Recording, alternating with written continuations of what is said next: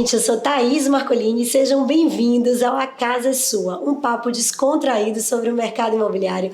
E hoje, no nosso primeiro episódio, a gente vai trazer aqui um papo muito bacana, falar sobre o passado, sobre o presente e sobre o futuro do nosso mercado imobiliário.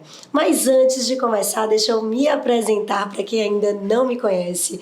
Eu sou Thaís Marcolini, eu tenho 18 anos no mercado imobiliário, sou apaixonada por lançamento imobiliário, já fiz lançamento em mais de 20 cidades, 5 estados e fazer o que ama é a melhor coisa do mundo. Então vamos começar a apresentar nosso primeiro convidado do dia de hoje, um convidado mais do que especial.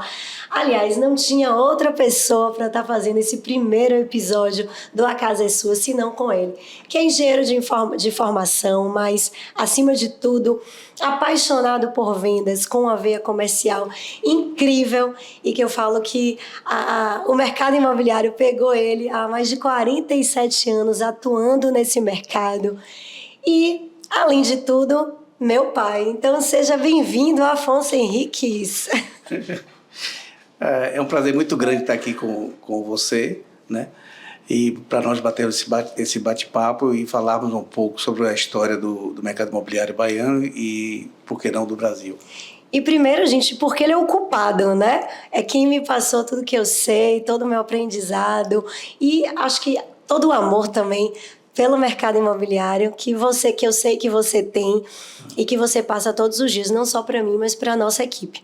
Então, acho que a melhor forma de começar é você conta um pouquinho para a gente, divide com todo mundo sobre sua trajetória. 47 anos não são 47 dias.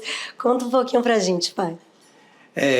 Eu comecei com 18 anos, né? E naquela época eu recebia uma mesada de meus pais e tal, e tinha aquela missão como qualquer jovem de comprar seu carro, e, enfim, e saía com os amigos e fazia as farras. E quando foi um determinado dia, eu gastei mais do que devia, não fiz a conta direito. E, enfim, o dinheiro acabou e eu fui pedir a meu pai que me adiantasse a mesada. Ele disse que isso não era impossível, eu teria que aguardar o próximo mês. E eu disse a ele que iria trabalhar, né, que não ia nunca mais pedir dinheiro a ele. E assim começa a minha história como corretor de imóveis. E assim, muitas histórias que Afonso tem, viu, para compartilhar com a gente. Mas primeiro eu quero falar um pouquinho sobre a mudança do mercado imobiliário, que você aí, 47 anos, a gente está falando de quase 50 anos, trabalhando, atuando no mercado imobiliário, diversas mudanças você já deve ter presenciado, seja mudanças em projetos, mudanças de concepções também, né? Mudança de concepção de projeto, mudança no perfil do cliente, mudança no marketing, mudança em todas essas estratégias. Então, qual é a mudança que você pode falar assim, mais impactante para o mercado imobiliário que você participou aí ao longo desses anos?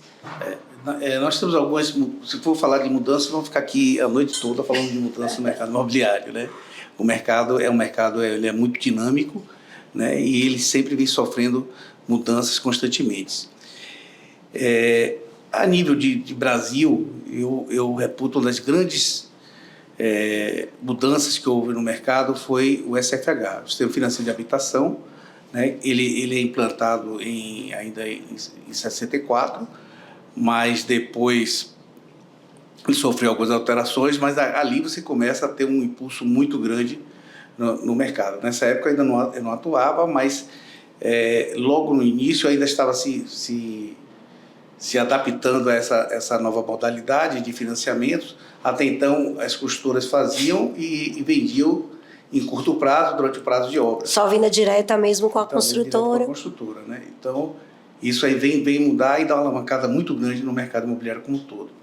Em termos de Salvador, né? Vamos falar depois, a gente entra no estado da Bahia, mas em termos de Salvador, eu acho que nós tivemos alguns marcos muito preponderantes. Um foi o Iguatemi, na década de 74, 75, não me recordo direito, mas aquilo começa a ter um avanço da cidade nessa direção. Posteriormente, também nesse mesmo período, a Avenida Luiz Viano Filho é implantada, né, em seguida o CAB, e a gente tem também a Casa do Comércio, já em torno de 80 início de 80 e pouco, não me recordo direito, mas aquilo começa a ter uma mudança no próprio vetor de crescimento, né, da cidade. Né, trazendo toda a área financeira, que até então estava no comércio, começa a vir para esse lado de cá. Eu acho que isso aí foram preponderantes na mudança do mercado. E um ponto interessante que você fala, a questão do shopping Iguatemi, né? E que hoje a gente que está, para quem não sabe, a gente atua muito no interior, hoje não só da Bahia, mas de outros estados também. E é um fator extremamente importante para o mercado imobiliário. São novos shoppings e grandes shoppings nas cidades. E isso aconteceu. Então, sabe como eu presencio em outras cidades de menor porte, um shopping center, a gente ali às vezes muda o vetor de crescimento da cidade totalmente, né? Sim. E isso aconteceu também em Salvador. E voltando ao SFH, ela começa a dar uma agilidade no mercado, começa a gerando empregos, enfim, isso deu uma dinâmica muito grande, né? Melhorando a economia dos estados e dos municípios e melhorando a renda per capita do país como um todo. Então, acho que isso foi muito importante e foi relevante para o nosso mercado. E falar de mudança, a gente também tem que falar um pouco de mudança na forma de comercialização, né?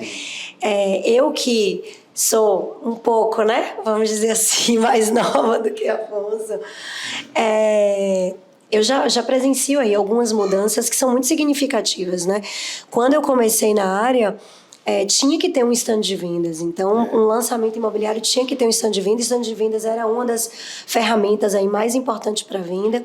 O corretor de vendas, ele tinha que ter o stand, ele queria o stand para estar atendendo o cliente. E hoje a gente vê cada vez menos stand de vendas, né? Isso é uma coisa bastante interessante, porque eu, quando comecei, não existia stand de vendas. Nós tínhamos, eram umas mesas com guarda-sol e ficávamos ali aguardando o cliente passar e, enfim, parar. Naquela época se botava faixas na frente dos prédios, vende-se 2 quartos ou 3 quartos. E toda a nossa publicidade era feita através do jornal, onde nós tínhamos o principal jornal da Bahia na época, que era o Jornal à Tarde. Então você tinha aqueles classificados e você fazia o anúncio. Os jornais, dia de domingo, eram bastante grossos, porque o mercado imobiliário atuava dessa forma. É interessante que, quando eu fui depois para a OAS, nós lançamos, através da CIC, que era um órgão assessor de cooperativas habitacionais, o primeiro estande com apartamento decorado em Salvador. Isso foi em quando? Isso em torno de 89, 90, Olhem, por aí. Eu já tinha nascido. E também lançamos o primeiro stand móvel, né, que eram as combis. Essas combis levavam o cliente, a gente chegava em determinado lugar e montava aqueles stands. Então, porque, olha, uma coisa que meu pai tem muito, e que ele sempre passou para mim, é a questão de visão de ser diferente, faça diferente. Então, pense o que ninguém está fazendo para conseguir fazer diferente. E muito dessa visão, como a visão de ir para novas praças, de não ficar só com um nicho, e essa visão assim que hoje eu tenho graças a ele, que ele me passou. E muita coisa, eu lembro que uma vez ele falou que na época dele, para chamar a atenção do cliente, às vezes ele saía do stand, ficava de fora assim, ó, você lembra? Olhando a placa, porque aí o carro diminuía a velocidade e olhava o que aquela pessoa está olhando.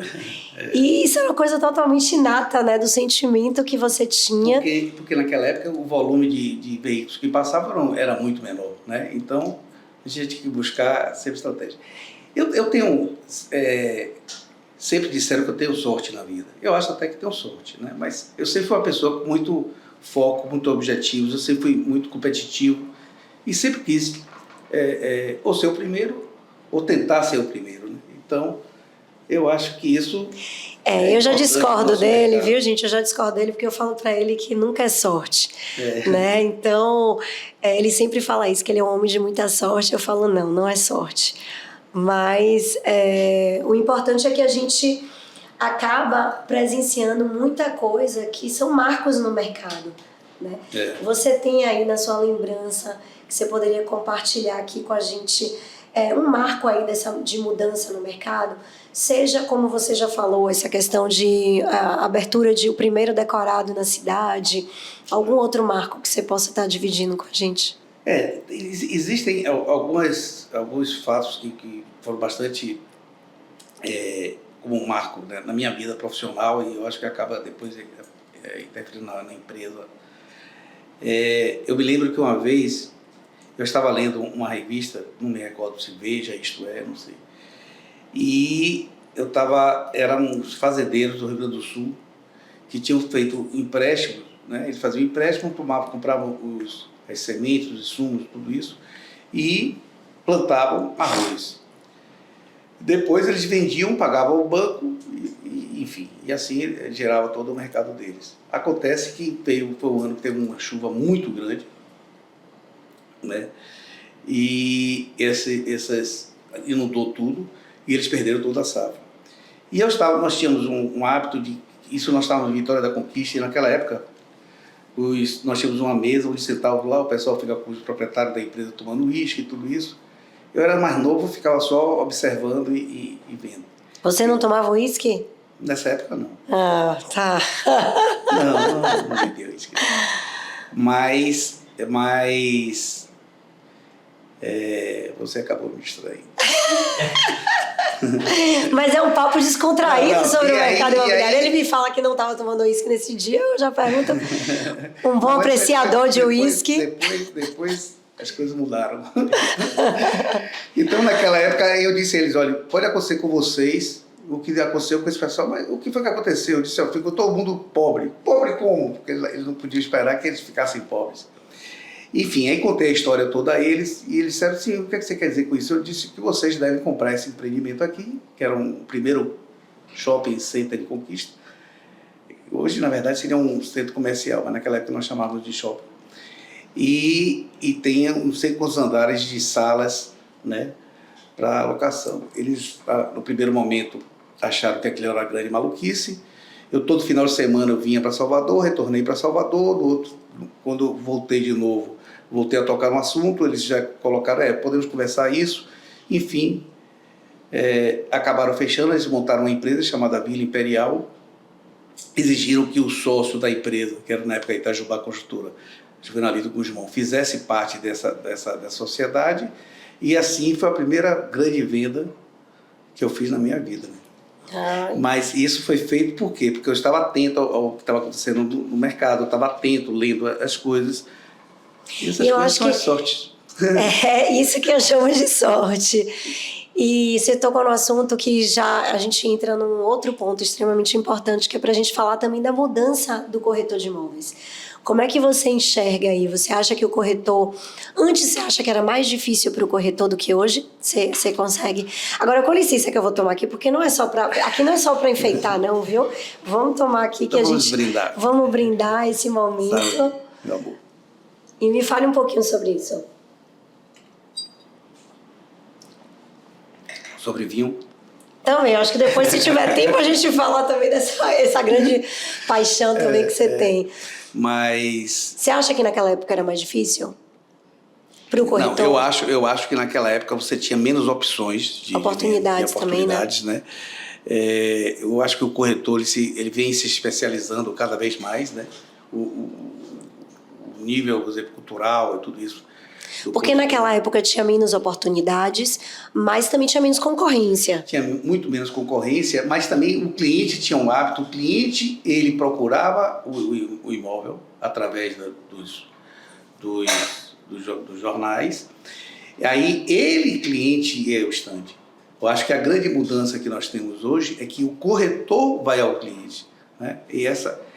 E enquanto o corretor não perceber que essa mudança é fundamental, né?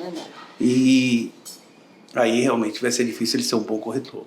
É verdade. Hoje a gente tem, eu enxergo pelo menos assim, uma evolução muito grande no trabalho do corretor, no papel do corretor. Isso é uma coisa, eu acho que, e o podcast A Casa é Sua, é justamente para isso, através de compartilhar informações, compartilhar experiências, a gente também ganha mais experiência e mais conhecimento, e a gente vai ajudar a mudar a profissão no sentido de tornar uma profissão que eu vejo completamente necessária. Né? O mercado imobiliário hoje é um dos segmentos que mais movimenta a economia no nosso país. Isso é uma coisa muito... Eu estava pensando sobre isso, porque antigamente nós tínhamos o seguinte, quando eu digo antigamente, não é tão antigamente assim, né? Essa mudança foi muito rápida com a internet, enfim, as mudanças foram muito o mercado absorveu com muita agilidade. Sim. Mas antes, eu digo assim, o produto na venda, era produto, localização e preço, era fundamental uma venda. Né? Então o cliente ia ao produto. Eu acho que hoje o fundamental na venda, lógico que o produto interfere, lógico que o preço interfere, lógico que a localização interfere, mas cada vez mais o homem de vendas, em termos de velocidade de venda e agilidade de vendas, ele faz a diferença. Ele faz a diferença, sem sombra de dúvida. Hoje, mas isso porque também, hoje cada vez mais o corretor ele tem a segurança, a autoridade e o cliente começa a reconhecer isso. Então, o corretor eu percebo cada vez mais conseguindo mudar uma decisão do cliente por conseguir ter a habilidade de mostrar para ele por que determinado produto é melhor do que determinado outro produto. Eu acho também assim, o nosso mercado está cada vez mais se profissionalizando. Então, o corretor, ele ter conhecimento específico do produto, ter segmento do seu segmento que ele está atuando, né? Das mudanças econômicas que o país passa, das mudanças de taxas, enfim. Ele ter uma visão global, isso vai facilitar muito a segurança do cliente no momento de uma compra com aquele corretor. Porque hoje o cliente, quando ele vai procurar o corretor, ele tem uma noção bastante ampla de cada produto, de localização, né? Mas evidentemente que o corretor, antes de só fazer a venda, ele saber tudo que existe no entorno daquele produto, vai dar segurança para o cliente. E às vezes até o cliente sabe, mas ele também quer ouvir do próprio corretor ratificar aquele posicionamento dele. Né?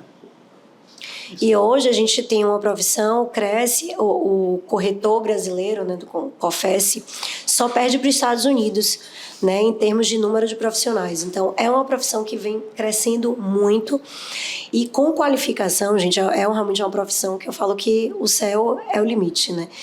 E a experiência ajuda muito.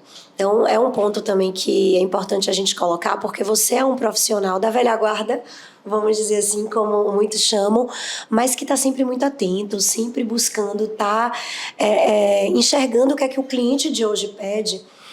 E tem muitos corretores, que são corretores que estão no mercado aí há 20, 30 anos, que não estão acompanhando essa evolução. E aí ficam naquele papel, às vezes, de reclamar de mas eu não quero, eu quero trabalhar sem internet, eu falo que vai dificultando porque você não está usando ferramentas que podem usar ao seu favor. E a seu favor numa profissão que a experiência também conta muito, né? Sim. Eu acho que a experiência conta, mas mais do que a experiência é aquela busca de saber, aquela busca de estar sempre em frente, sempre eu tenho um hábito que eu acho que dizem que eu sou meio maluco, mas eu acho que isso é muito bom. Né? Eu tenho o hábito de acordar 3, 4 horas da manhã, leio todos os jornais que você pode imaginar, né? Via jornais que eu me refiro na internet, né? Também. Então eu vejo o Globo, vejo a Folha, vejo o Diário de Pernambuco, vejo informativos econômicos, enfim. E quando o dia amanhece, eu já tenho uma certa informação de tudo isso. E às vezes coisas simples. Saiu alguma coisa sobre inteligência artificial. Eu mando para meus filhos, para que pelo menos eles fiquem atentos a essas mudanças que estão ou já ocorrem, ou estão muito próximos de vir, e que nós, corretores, temos que estar atentos, né?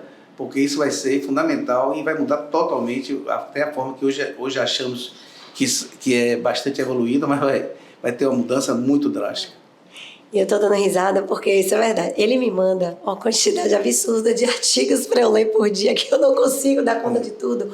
E eu fico, como é que esse homem consegue ler tudo isso que ele já me mandou no dia de hoje? E aí, às vezes, já mudou o dia, já estamos em outro dia e ele já mandou mais coisa e eu ainda não consegui ler. Mas é por isso que ele é Afonso Henriques, né?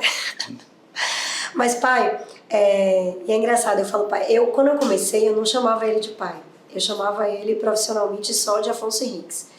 Eu acho que até por uma questão de precisar me sentir segura, de saber que as pessoas iam me reconhecer como profissional, não só como filha de Afonso. Mas uma coisa que ele sempre colocou é: estude, tenha conhecimento para poder se colocar, né? Então, a gente ia para reuniões às vezes e não sei quantos diretores, e reuniões inclusive muito masculinas, né? Que a gente tem um mercado imobiliário predominantemente masculino. E ele falou: você tem a segurança para se colocar. Você não pode entrar numa reunião dessa, sair despercebida como se ninguém tivesse percebido. E eu acho que para qualquer área, mas no mercado imobiliário, com o número de corretores que a gente tem hoje no mercado, você precisa saber se colocar, você precisa saber se vender antes de qualquer coisa, né? Nós atuamos em vários estados, né? Mas isso é um fator muito interessante. Como o mercado imobiliário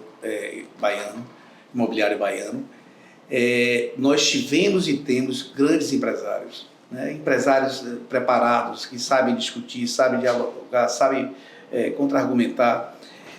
Isso, inclusive, pessoas se destacando a nível nacional, né? Então, assim, isso é bastante... nos dá uma satisfação muito grande para nós baianos, né? Apesar que eu nasci em Recife, mas me considero baiano, tenho mulher, esposa baiana, filhos baianos, netos baianos, e eu acho isso muito, muito importante. E vamos falar um pouquinho sobre as tendências do mercado imobiliário. A gente começa 2024 com um mercado muito aquecido, né? Aqui em Salvador a gente está tendo um volume impressionante, eu diria, de lançamentos imobiliários, e principalmente a gente vê o mercado absorvendo e a demanda aí, uma grande demanda. E como é que você enxerga aí a tendência desse mercado? A gente tem uma alta oferta de compactos, né, estúdio e quarto-sala. Sim. O mercado imobiliário ele vem crescendo, continua crescendo, né? Nós crescemos em torno de 12% a nível nacional em relação a 2023, né? Então, outro fator que é bastante preponderante para nós analisarmos o mercado é que a Bolsa, as empresas da indústria da construção civil, teve um aumento crescente na Bolsa de Valores, ou seja, as pessoas investindo e acreditando nesse crescimento do mercado. Quanto aos compactos, nós temos hoje uma mudança do perfil, né, dos jovens, tudo isso, a tendência deles cada vez morar na sua casa mais cedo, né, saindo, buscando apartamentos onde ele possa se deslocar para o trabalho. Tanto é que hoje o número de automóveis, ele usa mais o Uber, e, enfim, ele sai para final de semana para tomar um drink e tal, ele já vai de Uber, e com o metrô, enfim. Então isso vem mudando bastante o hábito do consumidor, né, do jovem, e consequentemente o investidor também vai para esse empreendimento, porque ele sabe que ele vai alugar e alugar bem, né? E isso vem crescendo muito, não só no Brasil, como no mundo de um modo geral, né? É porque a gente ouve muito, né? Eu tenho ouvido muito aí corretores falando: mas não é possível, será que ainda tem espaço para vender mais estúdio, outro estúdio? Aí a gente vai, faz um lançamento, mais outro estúdio. E todo estúdio vai lançando e vai vendendo. Existe um estudo que nós temos 6 milhões de famílias no Brasil com a intenção de comprar sua casa própria, né? Lógico que muitos gostariam de morar num 4 quartos, num 3 quartos, 2 quartos, mas depois ele vai vendo que nem sempre é possível, né? Então ele vai para os estúdios, que normalmente são muito bem localizados e com toda a infraestrutura necessária hoje para se viver bem, né? Ou ele vai ter que se afastar um pouco mais se ele não tiver condições de comprar o que ele gostaria, né? Então ele se afasta um pouco. Mas, ou seja, nós temos uma demanda reprimida ainda no país muito grande, enquanto os países desenvolvidos, né, como os Estados Unidos e outros. Nós já está comprando, às vezes, seu segundo, às vezes, terceiro imóvel. No Brasil, nós temos ainda uma demanda muito grande pelo primeiro. Então, nós temos um mercado ainda imobiliário para trabalharmos muitos anos. E uma coisa que eu tenho percebido também é o investidor, aquele perfil de investidor diferente. Então, historicamente, a gente sempre teve aquele investidor, aquela pessoa que tem muito dinheiro e busca a questão da diversificação realmente dos seus investimentos através do mercado imobiliário. Mas agora a gente começa a aparecer aquele investidor que é o primeiro investimento que ele está fazendo no mercado imobiliário. E isso o compacto traz muito, né? A questão de ele conseguir rentabilizar bem através de um investimento pequeno. Então, esse leque abriu muito para o investimento, né? Através do compacto. Conheço muita gente, e é isso que o corretor também tem que estar atento, de que o investidor hoje, para estúdio, quarto e sala, não é só aquele investidor tradicional que já comprou diversos imóveis, não. Sim. É a pessoa que às vezes está fazendo o primeiro investimento dele na vida. O mercado imobiliário, outra coisa que eu sempre dei muita sorte. Eu sempre acreditei muito no mercado imobiliário e sempre investi em áreas, terrenos, em vetores de crescimento, né? Então, eu acho que isso propiciou que nós tivéssemos alguns resultados interessantes. Eu acho que o corretor tem uma oportunidade muito grande, que ele está convivendo no dia a dia. E um dia eu estava lendo uma reportagem que dos grandes milionários do mundo, não é meu caso, né, mas os grandes milionários do mundo, a grande maioria deles ficaram ricos com o mercado imobiliário. Ou seja, você está sentadinho num potinho de ouro, né, e tem tudo para virar um tio Patinha. Porque são muitas oportunidades, muitas oportunidades. Por exemplo, a gente tem uma corretora que ela está começando agora na corretagem e ela trouxe um terreno para a gente. Então, ela chegou para Afonso e falou, Afonso, quem cuida hoje, né, da área de novos negócios e terreno na empresa é Afonso. Eu tenho esse terreno aqui, coincidentemente, esse terreno, a gente já estava tratando o terreno ao lado com o incorporador. Hoje a gente está negociando para o projeto dele, inclusive ele já estudando para ampliação com o terreno que essa corretora trouxe. E talvez a primeira venda dessa corretora seja uma grande venda de um terreno para um grande lançamento no mercado imobiliário. Com certeza. Então, acho que o grande lance do corretor, ele está sempre atento, né? São muitas oportunidades que podem estar fazendo caminhos de mudança de vida mesmo, né? Como a vinda de uma grande área dessa. Outra coisa assim, interessante que aconteceu conosco, uma foi quando as empresas abriram capital e vieram para Salvador, né? As empresas principalmente em São Paulo, e naquela época nós atuávamos com algumas empresas locais, que hoje são grandes empresas, e eu conversando com um dos donos da empresa, disse a ele que nós tínhamos que sair daqui, que nós não teríamos condições de competirmos com as empresas que estavam vindo com capital aberto e com bastante dinheiro. E ele disse, o que você acha que nós vamos fazer? Vamos para o interior, né? Porque eu já tinha vivido no interior, na época quando eu iniciei aqui nosso bate-papo, falou sobre Vitória da Conquista, e assim nós vamos para a Vitória da Conquista, e começa a Afonso Henriques também, sem nós percebermos. Ir para um outro patamar. Ir para outro patamar, a gente começando a fazer parte de coordenação de vendas, a parte de secretaria. Isso foi acontecendo sem haver realmente uma preocupação de que aquilo fosse. E a empresa foi se solidificando nisso, depois fomos indo para outras cidades, no estado da Bahia, depois fomos para Sergipe, depois foi para Pernambuco e assim para o Ceará, Mato Grosso, e a empresa foi crescendo, né? Naquela época o mercado de Salvador estava um pouco parado, tanto que a representatividade do mercado de Salvador para a Afonso Henriques é relativamente pequena, e nós continuamos expandindo. Eu brincava com o Thaís, às vezes, um dia nós estávamos no voo da Passaredo, e eu disse, nós vamos para essa cidade, para essa e para essa aqui. Muitas coisas eu falava que ele era maluco. Hoje eu já não falo mais não. Hoje eu ouço, guardo aquilo e falo, daqui a pouco ele vai mesmo. E assim nós começamos aí e começamos a aprender. E muito, não conte essa história. Aí tinha na revista do avião, Sinop, eu nunca tinha ouvido falar nessa cidade na minha vida. Sinop, ele fez, escreva aí, a gente ainda vai lançar um empreendimento nessa cidade. Eu falei, meu pai, Mato Grosso, você tá maluco, meu pai? Mato Grosso, você quer que eu saia da Bahia para ir para Mato Grosso? E ele falou, mas nós vamos. E vou lhe contar uma novidade, pra você ficar logo sabendo, nós estamos indo para o Pará. E talvez Manaus. Então se prepare. Agora eu não duvido mais nada de você, não duvido mais nada. Aliás, tem uma coisa também, né? O longe, ele só é longe até ele ficar perto. Depois que ele fica perto, também nada mais é longe para mim. Hoje eu já não vejo mais barreira. Me bota no avião, vou para o avião cada semana, às vezes eu tô no lugar, e olha que eu morro de medo de avião e ele sabe. Mas a gente quer, a gente vai lá e faz, né, meu pai? E outra coisa assim também que eu achei assim muito interessante foi que nós sempre buscamos, isso eu estou falando interessante para que o corretor também pense que ele pode atingir as coisas, pode ir buscar, né? Nós íamos oferecer um empreendimento, nesse caso era para urbanizadoras, áreas para urbanizadoras, e elas diziam, muito bom, e pegava, botava na prateleira, porque eles estavam com uma série de opções na frente, e aí nós começamos a desenvolver, a aprender como é que essas urbanizadoras, ou no caso depois construtoras, o que é que eles pretendiam, qual era o tamanho do produto, qual era a tipologia do produto, como era o tamanho do lote, quanto era de frente fundo, qual era a posição dos lotes, era o norte e sul, enfim. A gente começa a aprender algumas coisas, quanto era a inclinação de cada lote, no máximo, mínimo, pá.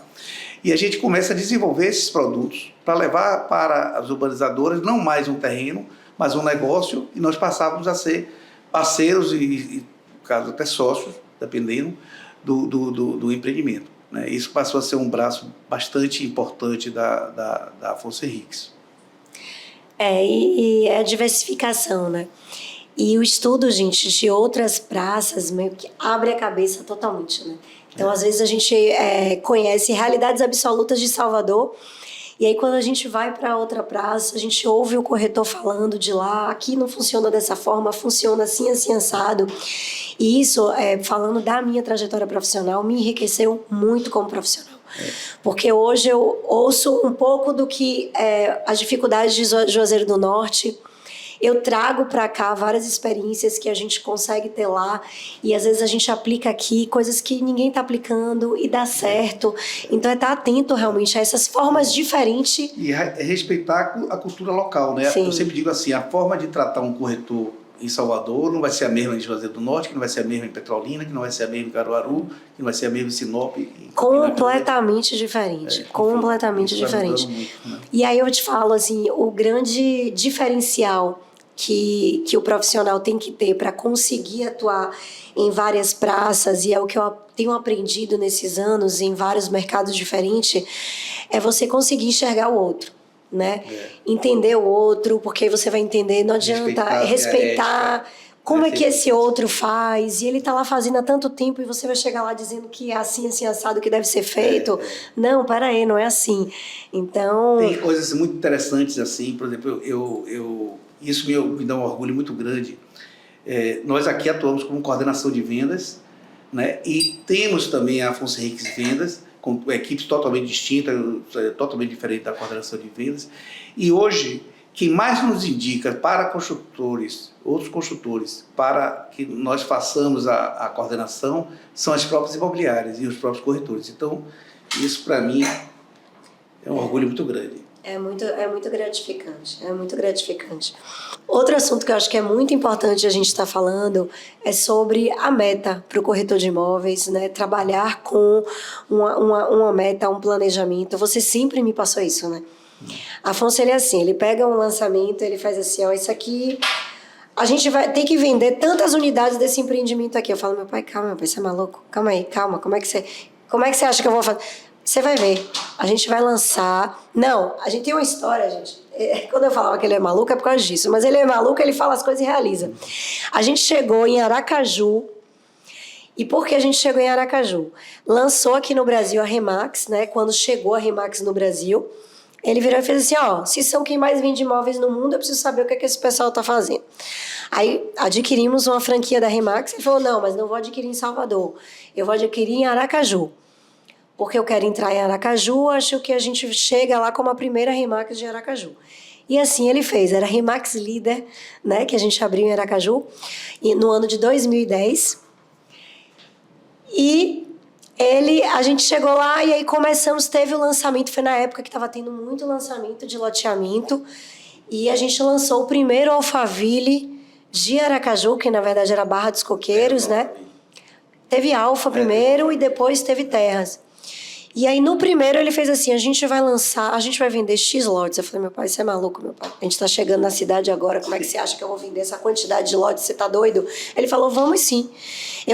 Vamos buscar um profissional que já trabalhe com Alphaville há muitos anos, que saiba como é que faz para vender esse negócio, porque é diferente. E vamos aprender, vamos fazer, vamos ser o número 1 em vendas aqui em Aracaju. Eu falei, pô, meu pai, tá maluco? Tá bom, vamos lá, buscamos.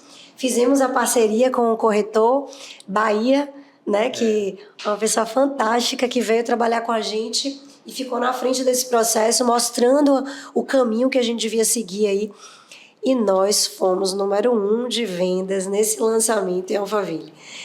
Então, fale um pouquinho aí sobre... Primeiro tem que ser um pouco doido, eu acho, também, né? Eu sempre tracei metas em minha vida, né? Metas... Isso era na escola, isso era no esporte, eu sempre tracei, sempre tive muito focado em minhas coisas. Eu me lembro que, né, quando eu comecei, aí uma vez tinha lá e eu sempre desenhei relativamente bem. E aí pediram para eu fazer assim, não era um cartaz, né? E naquela época você não tinha PowerPoint, não sei o que e tal, o cara desenhava na mão. E eu sei que eu botei uma corrida e cada um, aqui era Afonso, aqui era não sei quem, tá. Não vou citar nomes porque tem muitos corretores que estão aí no mercado. Lógico que eu botei eu na frente, né? Então eu sempre traçava esses metas. Tem algumas coisas que eu acho que é muito importante o profissional de vendas ter como foco, né? Um outro fato interessante, uma vez eu estava trabalhando no plantão e era a vez de um colega meu. Naquela época você tinha os stands, você tinha as imobiliárias tinham 2 mesas, 3 mesas, 4 mesas no máximo. E aí o cliente se dirigiu para a mesa 2. Aí foi lá para a mesa 2. Aí o colega disse, olha, Afonso, eu vou precisar sair rapidinho, você atende ele para mim, por favor? É porque ele percebeu que o cliente não tinha a mínima condição, assim, pelo menos aparentemente, de comprar, né? Eu atendi tudo isso. Esse senhor, nós fomos olhar alguns imóveis, mas ele me disse, olha, eu não vou comprar agora. Eu estou para receber uma herança, mas agora eu não vou comprar. Só quero ter uma ideia do que é que tem no mercado. Pois não, e passamos vendo alguns imóveis, quase a tarde toda, vendo os imóveis que tinha no mercado. E passaram-se alguns meses, 2, 3 meses, não me recordo, e ele volta e procurou saber qual era o dia que eu estava. Coincidentemente, esse colega sempre dava plantão comigo, então eu estava na mesa, ele estava na outra. Ele aí voltou se dirigiu para o colega e disse assim, você está lembrado de mim? Ele disse, não. Ele disse, eu estive aqui, você não quis me atender e eu vou sair com o Afonso agora e vou comprar um imóvel. Aliás, 1 não, 2. Não, 2 não, 3. E, na verdade, ele comprou 5 imóveis. Então, é assim, nunca medir um cliente pela forma como ele está, né? O carro dele, a forma que ele está, né, se trajando, porque isso pode... Por outro lado, eu acho que o corretor tem que sempre procurar ter uma certa postura, né? Não quer dizer com isso que ele tem que andar com paletó, gravado, nada disso. Mas ele tem que estar bem vestido. Se dirigir ao cliente, sempre com a imagem é fundamental. Porque é a imagem dele, né? Agora, você acha que a competitividade ajuda? Porque você tem esse traço, você sempre é uma pessoa competitiva, de tipo, não só quero vender, como eu quero vender e ser o primeiro em tudo que eu tô. Você acha que isso ajuda? Porque hoje, posso falar a verdade, a gente tem uma geração muito mimimi, né? Então, antigamente a gente fazia assim, viu, gente? A gente botava o ranking, como ele falou, né? A foto de Afonso lá na frente, e a gente fazia isso muito, e estimulava muito. Hoje, a gente já não trabalha mais com ranking, porque a gente se preocupa, aquele corretor que não vendeu, às vezes não gosta de parecer que não vendeu. O que eu quero dizer é o seguinte, não é você demonstrar para seu colega ou para uma empresa que aquele está em primeiro e os outros estão lá embaixo. Não é isso. Eu digo para efeito da pessoa, ele como profissional de vendas, né? Ele tem que buscar sempre... Porque claro que isso é uma motivação, né? Claro que isso é uma motivação. Eu sei exatamente quando eu parar, quanto eu vou receber por mês. Eu sei, eu quero receber X por mês durante... Pronto, quantos anos eu vou ficar ainda vivo? Tanto. Pronto, eu sei exatamente. Ele faz essa conta de quantos anos ele vai ficar vivo. Eu falo, não, meu filho, não é assim não, mas ele faz. E se eu errar, eu lhe garanto que vai ser por pouco, viu? A não ser que corra antes, mas os valores eu sei. Então, assim, o corretor ele não pode entrar num produto sem ter assim, eu quero vender aqui X produtos, eu quero ter uma média de tantos R$1.000 por mês, eu quero ter, no final do ano, tantos mil de poupança de reserva. Ele tem que saber fazer isso. É o planejamento que a gente sabe que muito corretor se perde mesmo, né, de não conseguir planejar e não conseguir alcançar um lugar que às vezes ele nem sabe onde ele quer chegar. Eu fico assim pensando, o corretor atende tantos clientes por dia, mas eu não vendi nada.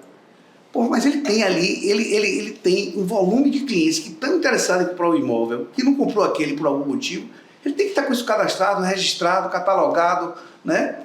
Porra, isso é um potencial fantástico, né? Isso é o mínimo, né, que a gente fala. Pois é o mínimo, né? Mas muitos não fazem, né? Então...